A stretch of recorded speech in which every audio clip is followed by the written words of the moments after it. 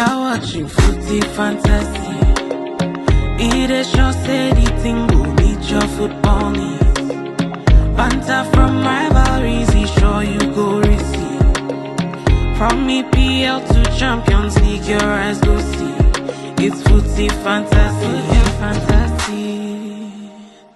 Good play. I agree. I mean, I guess the one question, and I'll come to Chudi, maybe you can, is more towards Toby. I feel like who made the call to like focus recruitment on depth rather than trying to buy a striker? Because I think Arsenal bought a lot of players with the focus on depth so much, Yeah. and like they missed out on like actually like just focus to get a game breaker forward. Not necessarily a striker, another game breaker. Like you guys are too reliant on Saka, in my opinion. I agree. So I think it's a great debate, and Arsenal fans, I have Arsenal fans, and we argue about this. Yeah. It's impossible to know. My opinion is this. I think Arteta buys defensive players one season before he really needs them. And then I think he buys attacking players 2 seasons after he really needs them. Like that's just my view of it.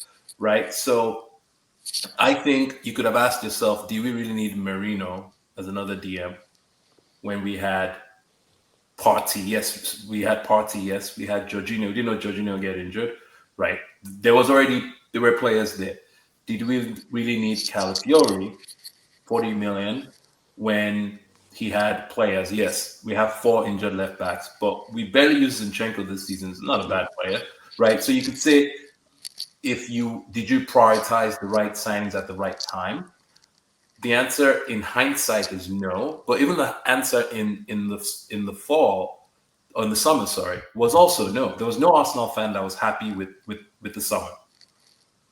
But the club said our number 1 target for the summer was Benjamin Sesko. And they said, Sesko, we need to make a decision before the Euros. And he did. Whether Arsenal told him to or he said, look, I don't want this uncertainty hanging. I mean, when I go to the Euros, I will decide. But to his credit, he decided, actually, I'm going to spend 1 more year, learning at Leipzig, and then I'll move in the summer. So Arsenal knew before the Euros. And I think it's a very, very good debate to say, why did you go get your number 2 guy? Why did you pivot and get something else, right? The perfect can't be the enemy of the good. So that was the biggest mistake. But even after that, then Jesus gets injured for more than a year because we know he's not even starting next season, right? So let's be clear.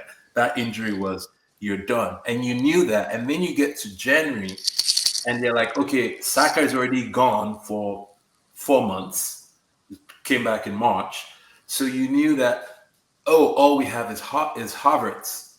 But Havertz has been runs the most for the team every week, playing 3 games. So you know the odds of him lasting are low. So then why didn't you do it again? So it's not as if this is rocket science. That's the most frustrating thing. Like, you can't just say it's all bad luck. It's poor planning first. And then the injuries happen.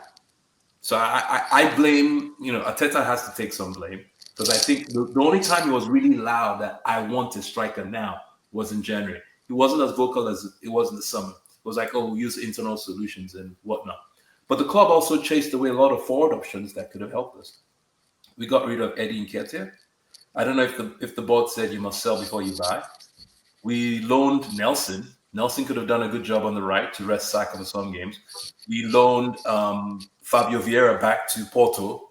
But all those players went out and no one came in all those positions. There was no Odegaard replacement, so he was injured and we were struggling. Right. So my point is they made decisions that were clearly risky and stupid. And then the worst then happened. So I blame everyone. Like, the club has some responsibility because I believe they told them you must sell last year before you buy. And then they tried to move everyone out. But then they failed on the buying. And everyone doesn't know why Edu left. But I can bet you some of it is looking back at last summer, what really happened with Arsenal. Right. So I blame everyone, but I'm not going to say it's the manager's fault because the manager doesn't control the purse. And everyone here knows managers would love to sign players. Yeah. Every manager would love to have all the players he wants. So this idea that some manager will be like, no, don't give me a striker. Let me go and try and invert and use Marino and come up. It's all BS, right? They all want resources. And I never asked how you became. I know on the other pod, maybe they've asked you, how did you become a Brentford fan? I guess you can start with that.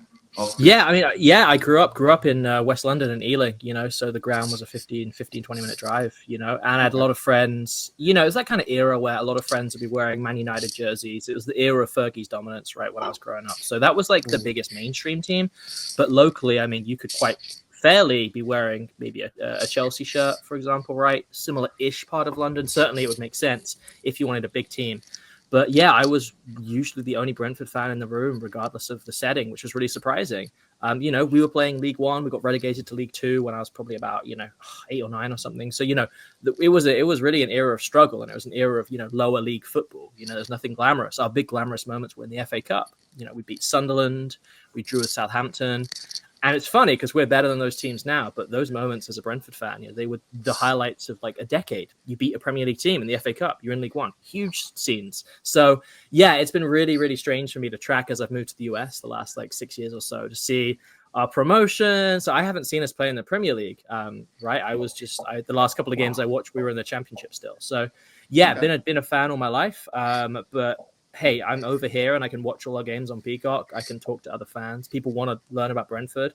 There's no better time to be in the US and be a Brentford fan. Madrid didn't come with a plan, as usual. They just came out there and like, let's just play our ball. These guys are going to keep pressing. We're going to try to pass out the back and things like that, and try to find our wide and Mbappe or Vini on the flank and just play on that counter attack against Barcelona. But you still have to plan for the level of pressing that they're coming to. Are you trying to pass out of it? Are you sending long balls? What is your plan? Because 2 of the goals that came in, I mean, they lost it from silly passes. And to be fair, even when Barca was tired and when they had opportunity in like the 69th or the 68th minute, they were still not able to capitalize on it. Like Barca were pretty much saying that, look, take this game from us at this point in time, but they seemed tired or they didn't seem ready for it. So, I mean, irrespective of it, I think generally Barca, in my opinion, dominated it. And I think they deserve to be there. Yes, Real Madrid had their moment.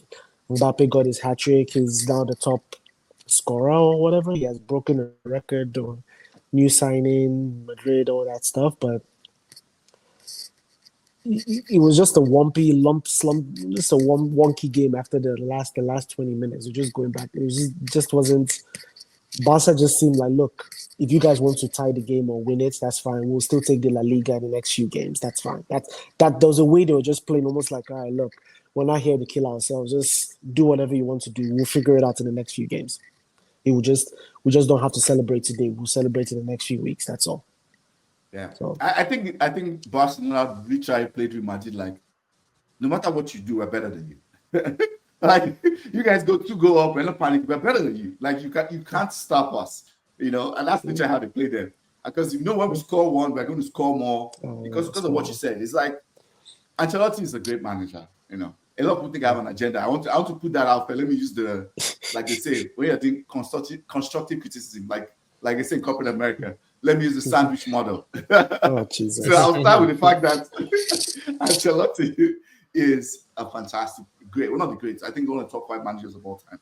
With all the trophies he's won, his 100%. Man management is excellent. Now let's come to my criticism about Ancelotti. And I've said it for a while. I think it's okay, for your game plan to not just be about, I'm going to manage the egos. I'm going to let the players figure it out on the pitch. Like you can tell that this season, like you said, Chudi, when you watch most of the big games, and he had a lot of injuries. I guess that's fair to say that he had some injuries, bad injuries.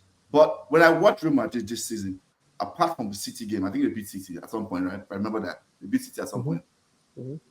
When I watched Real Madrid, I'm like, what's the game plan here? They were lucky to escape Atletico. Very lucky. Atletico should have beaten them. If not that, what's his name? I think they cheated. Yeah, exactly. It's a whole double touch. Before we got to the penalty, that shouldn't got to the penalty. Yeah, they shouldn't have gone to the penalty. Simone things. He's too afraid. Like, grow some, for someone who does the El Cojones thing, just attack. Like, attack this team. They're not that good. They've not been as good all season. So he didn't attack them, I think. And when I watch it, I'm like, what is the game plan here? Like, what's the game plan here? You first of all, you buy Chouameni to be like a DM/team. But at every opportunity, I guarantee you, it might just be like, oh, one of the defenders' legs. One of the defenders has like a small sore shoulder. He's putting Chouameni at center back. I'm like, what is all of this for? Like, play your best players in their best position and try to figure something out for like when you have. Don't like. I hate when managers do that. They will move a player to go and play in defense, and then defense is shaky. Then you miss that player from the midfield. Then you now have to move somebody to go and play right back. You move Valverde. Like, what's all these things you're doing? So I am really critical about Real Madrid and the way Ancelotti has handled this season personally. Like the game plan just seems like it's not there. They don't do any pressing, and they feel like they can just get away without pressing in modern football. Like, that's not going to happen against a quality team. That you're just going to get destroyed, because it's worked in a couple of Champions Leagues that were very close. But the reason why it worked is very clear, right? It's because they had Toni Kroos. Like Toni Kroos controlling the game from deep and finding those deadly passes.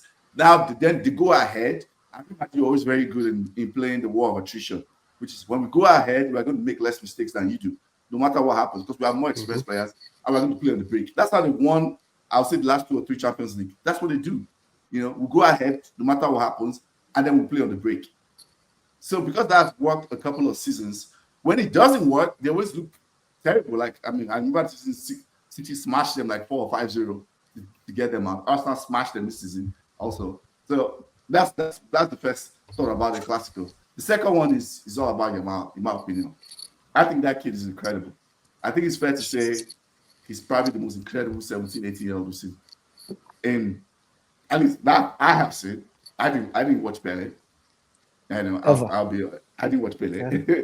I think he's even more incredible than Ronaldo da Lima. Like, what I'm watching is decision making. Ronaldo was probably a better goal scorer, of course, at that age, but his decision making in big games is incredible. And I think to kind of go back to the Inter game, I think that was the reason why I think it was Tobi that said he was surprised if they changed and they were attacking and all of that. I think what's his name? Inzaghi figured out that my players are running on fumes. If we try to just sit back and give Barcelona the ball, Yamal is going to break us down. There's nothing you can do about that boy. So we might as well know that we're going to concede goals, but we have to set up in a way that we can hurt them too. So I'm going to commit players forward. In the point, I'll try to press them. I'll try to keep 3-4 players high so that when we win the ball, we can break quickly and score. And I think it was the right choice. If they tried any other thing, but like, let's just sit back and give them all the ball, Yamal is going to break you down. There's nothing you can do.